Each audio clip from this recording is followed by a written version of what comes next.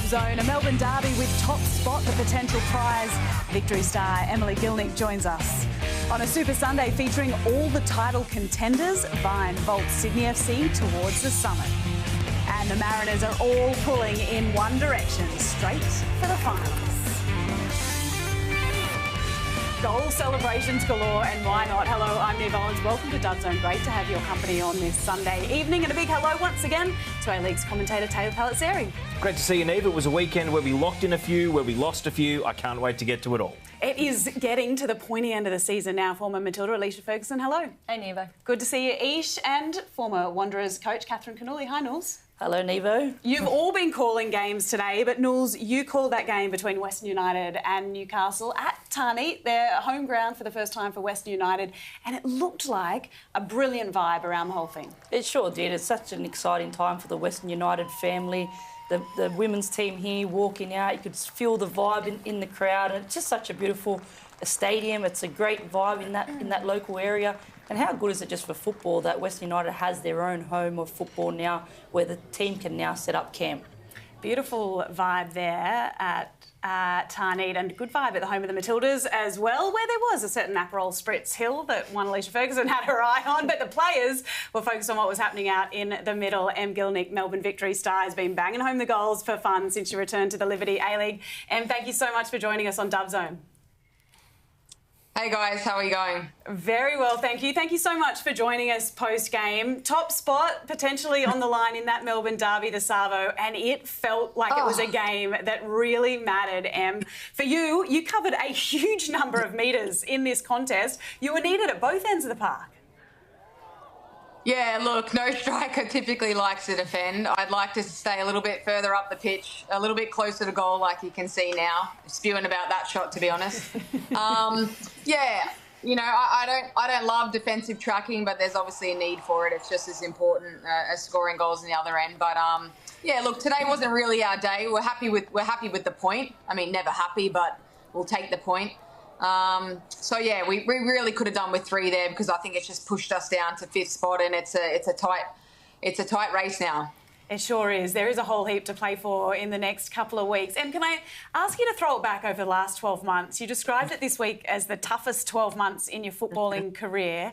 How did you get through that time, and how has that helped you play some pretty awesome football now? Yeah, won't tell you exactly how I got through it, but I'll give you a glimpse. Could have been a wine or two. No, could have been with Ish on the hill with an Aperol Spritz. Look, you know, for a lot of you know, it was a testing time, especially Chloe and I were kind of on that journey together.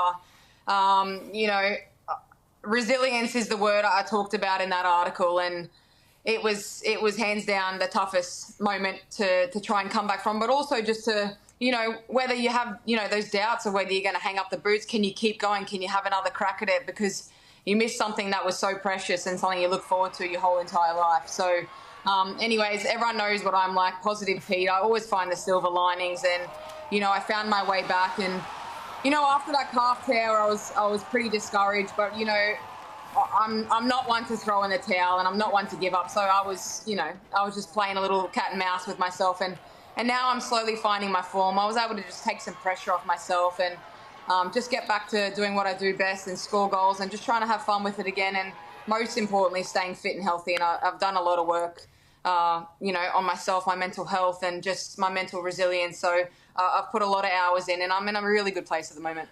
And we've just been watching back some of the goals you've scored in the last 5 or 6 weeks. But about a month ago, Victory were in a battle just to make the top 6. And then you reeled off fantastic wins against Western Sydney Wanderers, also Wellington and Adelaide last weekend. I know you didn't get the result today, but around a month ago, was there a turning point, be it the coach, be it the team leaders? Was there a meeting or a discussion, or did it just click out of nowhere? Yeah, look, I will give credit where credit is due. You know, there's a big reason why I came back to play for Jeff. He's someone that's always believed in me, and I'm a confidence player. I need someone to back me. And, you know, when I almost started believing, you know, losing belief in myself, he kind of picked me up when I felt like I was falling to pieces. The club was behind me, even when I had my calf tear.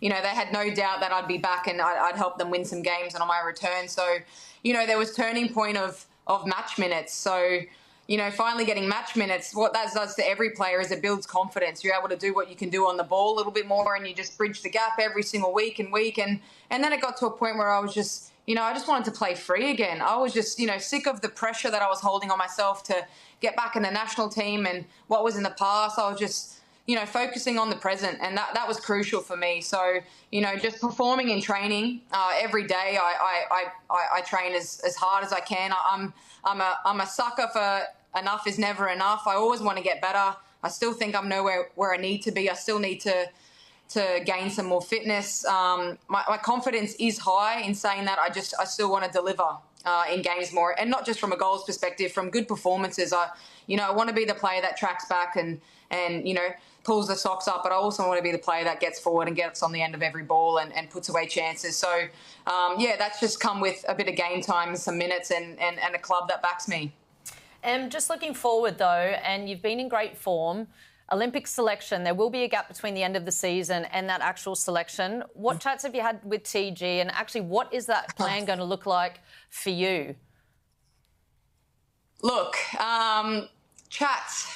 There hasn't been any chats, to be fair. I did know that I wasn't going to that last camp, and to be fair to him, it was a good choice because he didn't think I was ready. And for me, I personally, now looking back, I wasn't ready. I wasn't as fit as I wanted to be. I wasn't in form. I was edging towards that, but I wasn't there. And, I'm kind of in the headspace of what will be, will be. I feel like I've delivered on all the things that he's required from me as a player, and now it's kind of out of my hands. But I'm never gonna stop striving to wear that jersey again. But I think what I've been able to do better this time around, instead of thinking so far ahead as I want to make the Olympics and I want to be there with the team, I want to win every game with victory this week, and that's hopefully going to pay dividends, and be rewarded in the end. I'm trying not to look too far ahead. So week in, week out, I'm just trying to put in solid performances and, I guess give Tony a bit of a headache. So we'll just see what happens. But I'm in a good space regardless, and obviously everyone knows what my goal is. I want to be there. I want to try and medal with the girls because it's been a long time coming. So I'll put my best foot forward, and I'll just keep doing what I'm doing week in, week out with the girls, and then just see where that brings me. I think you're very humble in the way you answer questions, because I think you've been a big part of Victory's success, and especially these last 4 or 5 weeks. I think you've been absolutely brilliant. You've been scoring goals for fun. The types of goals that you've been scoring are not tap-ins. They're not easy goals. They're hard goals to take. Anyone would love to score a couple of those that you have. If there was one thing that you actually put it down to, what would you say has been the main ingredient to your success? Mm-hmm. Yeah, I can tell you that. If you don't believe in yourself, who will? I know I say the club backs me and everything else, but, there's a lot of players that can go up or down. And if you don't believe in yourself that you have that ability, and for me, it was just about knowing what I'm capable of and just doing it, Stop thinking about what's too far ahead. Stop trying to make this. Stop trying to score that. Just playing with freedom and just believing in myself, because I know I'm good enough. I'm the first to say I'm definitely not the best striker in the world, but I'm damn hungry every day at just getting better every single day. I mean, my teammates think I'm crazy. I'm obsessed with improvement. I will never be good enough in my own eyes. And, I said it last week, I scored the hat-trick, and I'm still fuming about the 2 easy goals that I missed. So I'm a stickler for improvement, and yeah, I didn't lose belief in myself, although at times I felt like I was crumbling and my hopes and dreams of Olympics were further and further away, and there was no light at the end of the tunnel. There was days that was definitely caving in on me, but I just flipped the switch and I said, you know what, I just believe in myself, I back myself, and I know what kind of player I am, and I'm just trusting my gut, and I'm going with that. We are loving seeing you back in the Liberty A-League and absolutely bossing it. Thank you so much for joining us on Dub Zone. Appreciate it. Thanks, guys. Take care. Emily Gielnik joining us there after the Melbourne Derby today. Such incredible insights from Em. Each in that derby, finished 0-0.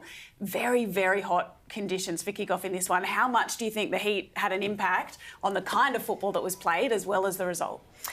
Well, it definitely had an impact. I think it's concerning that we're still in this day and age, 2024, having 2 p.m. kickoffs, 31-degree heat, and hearing about players potentially throwing up 3 times from heat stroke. I've played in games where it's been the extreme heat. I've been shivering at half-time. It's not conducive to the high-level intensity that we want of these games, and I do think these players deserve better. But as far as the game itself was concerned, it was a pretty even affair. I think there was a couple of better chances from...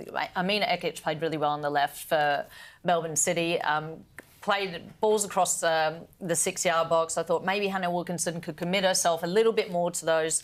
I think both teams would be happy with that result. But yeah, I still think it's definitely a conversation we need to keep bringing up, because we want to see the best quality. We want to see the best intensity for football. And if these girls are struggling in these games and having a physical reaction to heat stroke, then the conversation needs to be continued and something needs to be done. One team who I think would have been happy enough to see the draw is Sydney FC. They've gone to the top of the table, Knowles. Their winning streak continues. But before we talk about that, can we talk about Courtney Vine's goal? Because this is incredible. How difficult is this to execute? It's very, very difficult. Anyone that's been on the training pitch and actually has tried this at home knows how hard it is. And I've seen many, many footballers try this on the training pitch, and Courtney Vine has executed that perfectly. The way she drops her left shoulder, the way she puts her weight on her left foot, the way she gets that right foot up and over, and the technique in that strike is unbelievable. And it's just fantastic to see Courtney scoring goals like that. That just breeds confidence, right? 9 goals in this A-League women's campaign each. Her most, equal most in a season so far. She's been out with injuries at different times. But how much are we seeing now that it's not just pace that she brings to a side? Yeah, and I think that experience at international level for Courtney, and being in the Matildas setup for so long, that you have to be at a higher level. And I think it's her composure that I've been really impressed with. It's the variety of goals that she's been scoring. So she scored a header in this game, a wonderful volley. We've seen her, when she gets that ball on the right-hand side, I think her decision-making about the angle when she runs towards goal, which gives her a better angle to finish. I think she's a more accomplished and a more mature player, and it's great to see her playing with a smile on her face, having a little dig with the Knicks fans as well. Like, we want to see a bit of banter in the game, don't we? They've won, 7 on the trot now, Teo. They're top of the table, and they've done it without 6 of their young Matildas who have been off playing the Under-20 Asian Cup. Those young players will struggle to get back into this side that is playing very good football. They're in a very enviable position, Sydney FC, because they've reached into their depth, and yet players like Taylor Ray, Margot Chevet, even the new-faced Kaylee Talon-Henniker, they're all stepping up, and it's a real credit to just the environment they've created, that players feel able to express themselves. We heard about it from Shay Connors coming back from injury last week. They were 3-0 up in this game and potentially running away with it. Credit to Wellington for fighting back. We have seen this in other games this season. It's a loss that takes Wellington right to the precipice of elimination. They have a midweek game against Adelaide this week, which is a non-negotiable. They must win or they're mathematically out. They gave their fans something to cheer here, but Sydney separated themselves, and Jordan Thompson here scores her second goal of the season as a centre-back to round it out. A huge part of this result was Mackenzie Hawkesby. A couple of assists, number of shots. She was involved in absolutely everything, and she spoke to Sky Sports after the game. They got it back to 3-2. Any sense of panic out there from your side? No, I think we just got to stay calm and composed. We know they're a good team, like I said, they can score goals. But obviously when I got to 3-2, I just tried to keep the girls calm, and everyone around just said, let's just calm down. And when we got the fourth one, we were pretty confident we were going to win after that. So very happy with the result. The win's taken you to the top of the Liberty A-League ladder, a place I know you're accustomed to. You're pretty keen to stay there as a run towards finals football approaches? Yeah, 100%. I mean, we are Sydney FC, so we want to win everything. So obviously, big 3 games coming into the comp, but just want to win. And obviously, coming over here is difficult. But yeah, very, very happy, and we need to win our next 3 games. Expectations on Sydney FC that they put on themselves very clear, and they're meeting them at the moment. Teo, they've been so hard to score against this season, defensively resolute, but Kirsty Fenton with an injury today that did not look good at all. Not at all. Ante Juric did say after the match that she was on the green whistle, and that's not common for an ACL. This was a non-contact injury though, and it reminded me a lot of when Kayla Morrison tore her ACL playing for Melbourne Victory 2 seasons ago. We hope Fenton is okay. She's gone to hospital in New Zealand, and we're all awaiting the outcome of what the actual diagnosis is. Yeah, you hate to see it, and we'll be keeping everything crossed for Kirsty Fenton, that is for sure. You can see just how concerned her teammates were around her there as well. Knowles, we mentioned it off the top, Western United up against Newcastle. We celebrated the crowd. Unfortunately for Western United, the result didn't go their way. This was a very important win for the Jets, wasn't it, in terms of their season? And you felt that from the start, that this was a team effort today. Absolutely. You could see the energy that the Newcastle Jets were bringing this afternoon. From the get-go, they were up for every single battle. You could tell that the girls knew that they needed the 3 points. You can see on the screen here that the cross here from Serena Bolden and the strike, another wonderful strike there from Libby Copus-Brown. Amy Medwin today I thought was fantastic for Western United. She single-handedly in the first half carried the Western United team and scores this goal here. But overall, I think the Newcastle Jets were just a lot more clinical in that front third. Something we touched on about 5 or 6 weeks ago when they beat Brisbane, Knowles, was Newcastle's press and their aggression. And yes, it results in a lot of fouls, but it was on show again today, wasn't it? Their hunger to hunt the ball. Absolutely. You could see the way that they were pressing Western United. You could see when the wingers were going to press, they were actually showing Western United inside where they were committing extra numbers, where they could actually win the ball back. And that was the difference between Newcastle Jets and Western United, that when the Newcastle Jets actually won the ball back, they will keep in possession and they were making use of the chances that they were actually creating. Part of that has to be, from a Western United perspective, the fact that they're missing Chloe Lagazzo and Taranto as well. But going forward, Ish, you felt that loss so much, particularly in terms of Chloe Lagazzo and what she's offered the team this season. How do they fill what is a massive gap over the next couple of weeks? Honestly, I'm not too sure. I mean, it's not just the way that Chloe's been playing, it's her experience, it's her leadership, and it's also that partnership with Hannah Keane. Real shame to see that Chloe's out with an injury, and I mean that's something for Kat Smith, maybe rejigging the formation, having a look who can slot into another position, but really disappointing, really sad to see both those players. Adriana Taranto ACL, but Knowles, maybe salvation came off the bench in the second half. If we're looking for solutions for Western United and this form slump they're in, Catherine Zimmerman, is she the answer? I definitely think so. I think Catherine Zimmerman has to come into this starting lineup. You can see every time that she has come off the bench in the last 2 games, she has made a difference.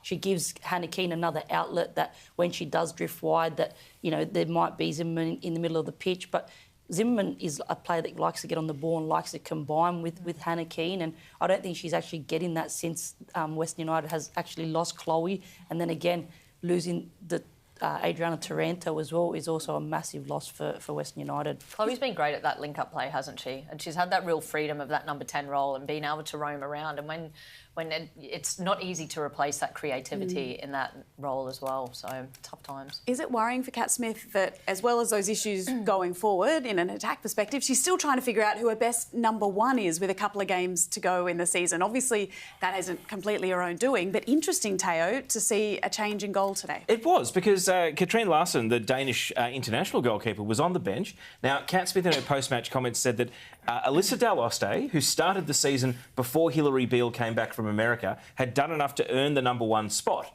So, Knowles, there's 2 games to go in the home and away season, and Western have a goalkeeper battle on their hands. You don't normally see this late in the season, so what dynamic is that going to have an effect on the Western United defence as well? We don't, and it's been a bit of ups and downs for the Western United back 4 as well. But for me, I don't understand why you would bring a goalkeeper in from overseas to bring him into this league when you have trust in Daloste as well to be that number 1 keeper once Hilary Beale has left. But that's only answers that Kat Smith can answer for us right now. Tell you who doesn't have a whole lot of things to answer right now, Emily Husband. Her Central Coast Mariners side is playing some really good football, Teo. They've been hard to score against all season. Today, they banged home 4 goals to show that things are starting to click in that sense as well. They've locked in finals football in their debut year back in the Liberty A-League. Is this looking like a team that could indeed go deep into the finals? Well, the points tally suggests that they could still finish top of the league, and they put this game to bed quickly. Look at the clock. 2-0 up by the 8-minute mark. Ergamal here in for the first goal. Rolla Badawia scored the second. Canberra, to be fair, First choice keeper Chloe Lincoln away, Sasha Grove, Tegan Bertolicio also on international duty, Cannon Clough coming back from injury, Emma Ilioski playing as a centre-back, so they had to shuffle the pack, but 2-0 down in the first 10 minutes, and Mariners were able to dictate terms from this point forward. Ish, is this the best goal celebration you've seen for the season so far? It's the most unique. I'm always for encouraging really fun goal celebrations. I think we need to do it more. I think it gives the fans some entertainment value as well. I mean, Kaya here tucking away her penalty. I think Kaya's now her influence coming back into this team. Nevo, as you said, defensively, Emily Husband, they've been a difficult team to play against. They've been organised, they've been nice and compact. But now they've got this freedom of attacking play. Knowles, their one major injury has been Taryn King out for the season. Everyone else is fit. Em Husband has got depth. I mean, looks to the bench. Peter Trimmis will come back from international duty, but had Shadeen Evans to come on as well. They just seem spoilt for choice at the moment, and they're in a great position to potentially close out this season at or near the top and have a real tilt at finals. Emily's done a fantastic job with this Central Coast team. I think she's been fantastic in the way she's recruited. I know Emily personally. I know how much work she'd done prior to the season. I know the late night, she didn't sleep much leading into it. She's one of the hardest workers in the league, and it just goes to show when you do work hard and you do those extra 1%ers and her whole team behind her, it's been a fantastic effort from the Central Coast Mariners, and for them to be in the position that they are in right now, it's a massive credit to her and the whole team. You can see the way that they're celebrating the goals as a team, how the unit, how it's so strong. Yeah. That plays a big part in teams. Nils, what about the support from the club? Because it really seems like they've got a great setup there. It's like it's definitely that one club mentality. Does Emily convey that message to you as well about the support that the Mariners have given to the women's side? Definitely, they're crossing over at times as the coaches get together. They chat about what issues they have during the week, and that always helps a lot when you've got that unity, you've got that support from either side, and you've got. Central Coast is a beautiful place. After training, you can sit around, have a coffee, you get together and you talk football. That's the best thing about being involved in this game, you create those bonds. And when you've got coaches that are willing to, chat football, it's always great to have someone that you can lend a helping hand from. And it's not the case at every club in the league either. So it's something to work towards too, that unity that they've got between their men's and women's programs. Each the Wanderers beat Perth Glory 1-0 as well. Perth out of finals running as a result. Sophie Harding has been a great friend of Dub Zone, and she continues to score some banger goals. I loved this goal. She didn't try to hit it too hard. She showed such great composure. Yeah, Matos, nice little ball into her. I mean, she had that contact from the defender as well. And she was going away from goal. So, as you say, didn't try and hit it too hard. It actually looked like there wasn't a lot of pace on the ball, but that's what it looks like when you just catch it perfectly. Just that nice little dip over Aquino in the Perth goal. But, and a great result for Western Sydney. Knowles, you've coached Danica Matos. You were there when Dean Heffernan actually brought her in as a mid-season signing. She gets the assist for the Harding goal here. But what does it say about what Robbie Hooker is getting out of her in a slightly different position to where we've seen her in the past? Danica Matos is probably one of the toughest players that I've ever coached. She's such a hard worker. She's so resilient. She never backs down. That is a credit to her mentality. The reason why she got signed that season at the Wanderers was because she was travelling up. She was just a train-on player. She was coming up with Caitlin Cooper, and Erica Holloway at the time was her, and Chloe as well, that also played at Canberra. She left Wanderers and went to Canberra. But Danica's been fantastic. She's just a player that goes on the pitch. She gives you everything. She gives you your all. I remember one season we played against Davana was on the field, and I said to Danica, do not let her out of your sight. After the game, Davana comes off. Who's that girl? She wouldn't leave me alone. All these things. And she'd done a fantastic job. No one knew who she was, but she goes out there, she does her job, and she's very good going up the pitch as well. And Robbie Hooker, to allow her to express herself and to be able to inject herself into the game, once she builds that confidence, you just see what she's doing now. That ball into Sophie Harding, they are good mates as well. So that helps. She's feeding her best mate there, but great finish by Sophie, and great things from Danica Matos as well. When we think of corner kicks gone wrong, we think Catherine Cannuli. So can you please talk us through what happened in this moment, Knowles? He should never let me live it down my corner kick that I did at Brisbane Roar, and she was the assistant coach at the time. But I actually don't know what happened here from Hannah Lowry. She's gone to kick the ball. She must have taken the eye off it. She's absolutely loving it. Smashed the corner post there, and it's a bit like how their season is going at the moment. Just snapped in that corner post. The assistant referee's trying to put it back in again. Have another kick at it. And she has another go at it. Go again at it. Have another go. Should be a sending off. That means that Perth's out. Ultimately, that result. Brisbane are out as well, Teo, despite the fact that they got a win over Adelaide today. They miss out on finals football this season. Let's have a look at the game and also what you think Alex Smith needs to do. He's got a full off-season, a full pre-season coming up. What does he need to help this Raw side play finals football next year? I mean, they definitely need a centre forward. You know, Mia Corwin will probably be a one and done as an American import. I think they need to look at all the Queenslanders that leave Brisbane and go and play elsewhere in the A-League Women's.